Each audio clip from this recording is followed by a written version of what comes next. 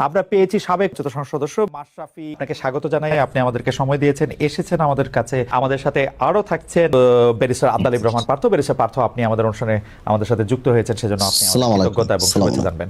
আমি প্রথমে এই আন্দোলন খুব পরিকল্পিতভাবে চালিয়ে নেওয়া হয়েছে, কিছুই হঠাৎ হয়নি। এই আন্দোলন কি শুরু থেকেই কোটার আড়ালে সরকার পতনের আন্দোলন ছিল? আপনার একটু মন্তব্য শুনতে চাই। আপনি আমাদের একটু বলবেন জুলাই অভ্যুত্থানের ফল। যদি এক কথায় উত্তর দিই তাহলে বলতে হবে যে আমি আসলে ব্যর্থ হয়েছি, এখানে অ্যাবসলিউটলি ব্যর্থ হয়েছি। প্রথম যে জিনিসটা, আর দ্বিতীয় কথা হচ্ছে যে আমি কথা যদি বলতে হতো, ধরেন আমি যদি কথা বলতাম, অবশ্যই যৌক্তিক কোটা সংস্কার নিয়ে যে আলোচনা হচ্ছিল শুরুতে, সবাই যখন চেয়েছিল যে আমি কথা বলি, তখন যৌক্তিকভাবে কোটা সংস্কার হবে সেটা, বা কোটা সংস্কার হতে যাচ্ছে, এটা পরিষ্কারভাবে বোঝা যাচ্ছিল, বা আমার কাছে মনে হচ্ছিল যে কোটা সংস্কার হয়তো বা হবে। কিন্তু তারপরে যে ঘটনাগুলো ঘটতে থাকলো, তখন আসলে এমন একটা পরিস্থিতি হলো যে যখন সবাই চাচ্ছে যে আমি একটি স্ট্যাটাস দিই বা আমি পাশে থাকি, তো তখন আসলে পরিবেশটা এমন জায়গায় গিয়েছে যে আমার কাছে মনে হচ্ছিল যে আমি যদি এখন একটা স্ট্যাটাস দিই বা আমি যদি যে কোনো কিছু লিখি, তো সেইটাকে কেন্দ্র করে যদি আরো ম্যাসিভ বা আরো বড় কিছু হয়ে যায়, তা আসলে সেই জিনিসটা সামাল দেওয়ার অ্যাবিলিটি আমার আছে কিনা।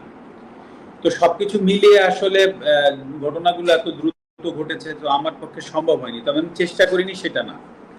এবং আরেকটি বিষয় যে আমি যদি কথা মানে আমি যদি স্ট্যাটাসের ভিতরে সীমাবদ্ধ থাকতে চাইনি, এটা সত্যি কথা। মানে আমি চেয়েছিলাম স্টুডেন্টদের সাথে কথা বলতে, বা আমি চেয়েছিলাম যে তাদের সাথে আলোচনার মাধ্যমে কিছু করা যায় কিনা। হ্যাঁ, কারণ আমি যদি একটা স্ট্যাটাস দিতাম, তাতে করে যা কিছু ঘটেছে, যা কিছু হয়েছে, তার তার থেকে কম হতো না।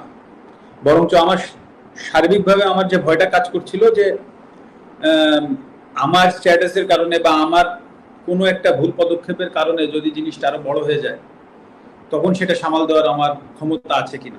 ক্রিকেটার হিসাবে যেটা আপনারা দেখেছেন সেটা হচ্ছে যে আমি খেলোয়াড় ছিলাম, খেলোয়াড় থেকে আমি ক্যাপ্টেন হয়েছি।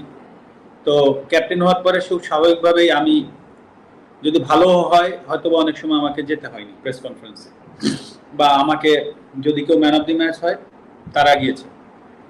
তো ম্যাচ যখন হেরেছি তখন আমি গিয়েছি, তো বা আমরা কোথায় কি ভুল করেছি বা যে দায়বদ্ধতা, সেগুলো আমাকে কাজে নিতে হয়েছে।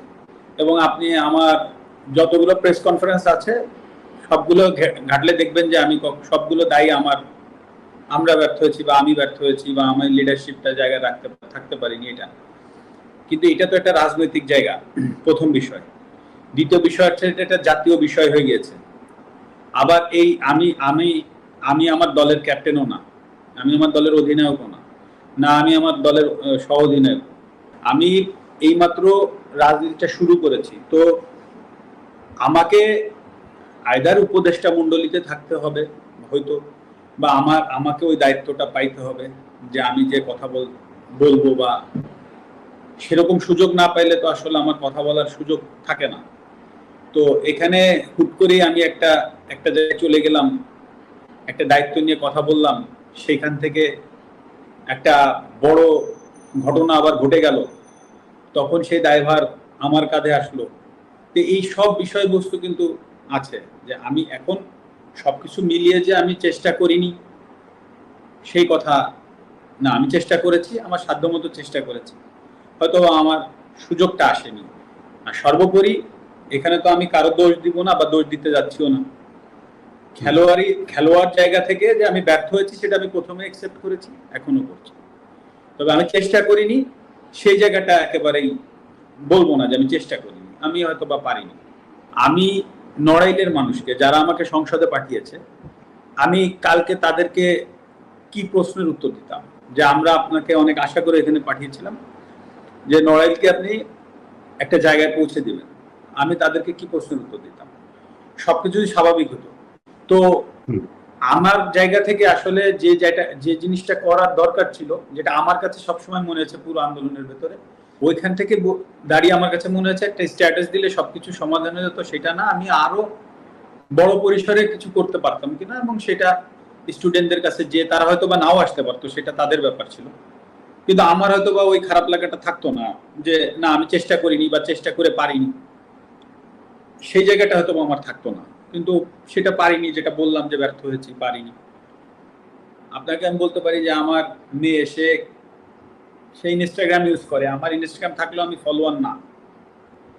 তো সে 17 তারিখ থেকে তার ইনস্টাগ্রামে সে অনেক কথা স্টুডেন্টের পক্ষে লিখে গিয়েছে, বলেছে। তো আমি তো ইনস্টাগ্রাম ফলোয়ার না, তো আমাকে আমার এক ছোট ভাই বলল যে হুমায়রা বোধহয় স্ট্যাটাস দিচ্ছে, মানে আমার মেয়ে। তো তখন আমি আমার মেয়েকে জিজ্ঞেস করলাম যে তুমি কি স্টুডেন্টদের পক্ষে আন্দোলনে স্ট্যাটাস দিচ্ছ? তো আমাকে বললো হ্যাঁ আমি দিচ্ছি, তোমার কোনো প্রবলেম আছে কিনা? তা আমি বলেছি না, আমার কোনো প্রবলেম নাই। এবং আমি ওকে এটাও বলেছিলাম যে তোমার স্কুল থেকে যদি আন্দোলনে যাই, মেক শিওর যে তুমি তাদের সাথে থেকো। মানে এই কথাটা বলার কারণ ছিল এটাই যে আসলে তার কাছে যেন কখনো মনে না হয় যে আমার পদের জন্য বা আমার চেয়ারের জন্য আমি তাকে ওখানে আটকায় রাখছি। এই জিনিসটা যেন কখনো তার মনে না হয়।